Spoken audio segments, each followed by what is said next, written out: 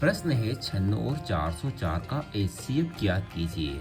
Highest common factor. तो चलिए इसको हम भाग विधि से और गुणनखंड विधि से दोनों से हल कर सकते हैं। तो मैं चाहता हूँ इसे गुणनखंड विधि से ही हल करें। तो 96 के गुणनखंड कर लेते हैं।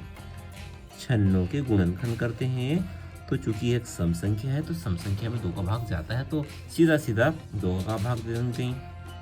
2 चौक 8, 8 थे 4 बार में आया, लेकिन आए 8 थे यहाँ पर 9, तो यहाँ से बचेगा 1, तो 16 हो जाएंगे। 2 8 16, चूँकि 48 यह भी सम संख्या है, 2 का भाग जाएगा। 2 दूनी 4, 4 आया 2 बार में। 2 चौक 8, 8 आए 4 बार में। पुनः इसमें 2 का भाग चला जाएगा। 2 एकम 2, 2 दूनी 4, चूँकि 12 आया फिर 2 का भाग जाएगा। 2 6 12, फिर 2 का भाग जाएगा। 2 3 6, अब आया 3, तो 3 में तो 3 का ही भाग जाएगा। 3 एकम 3। ठीक है, अब 404 के गुणनखंड कर लेते हैं। 404, क्योंकि ये भी सम संख्या है तो 2 का भाग तो जाएगा इसमें। 2 दूनी 4, 2 शून्य 0, 2 शून्य 0, 202 में भी 2 का भाग जाएगा। 2 एकम 2, 2 शून्य 0, 2 एकम 2, आए 101, चूंकि 101 स्वयं एक अभाज्य संख्या है तो 101 में 101 का ही भाग जाएगा। 101 एकम 101, एक बार में भाग जाएगा। ठीक है, तो 96 के गुणनखंड क्या बने?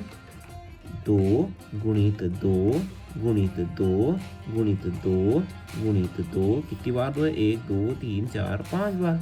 1 2 3 4 5 बार, और फिर 3, और 404 के गुणनखंड बने 2 गुणित 2 गुणित 101। अब ऐसे गुणनखंड बताइए जो दोनों जगह उभयनिष्ठ हो, यानी कॉमन हो।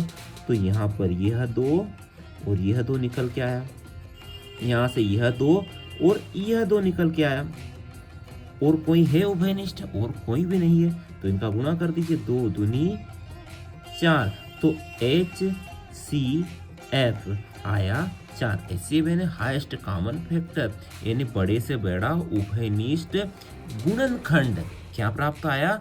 4।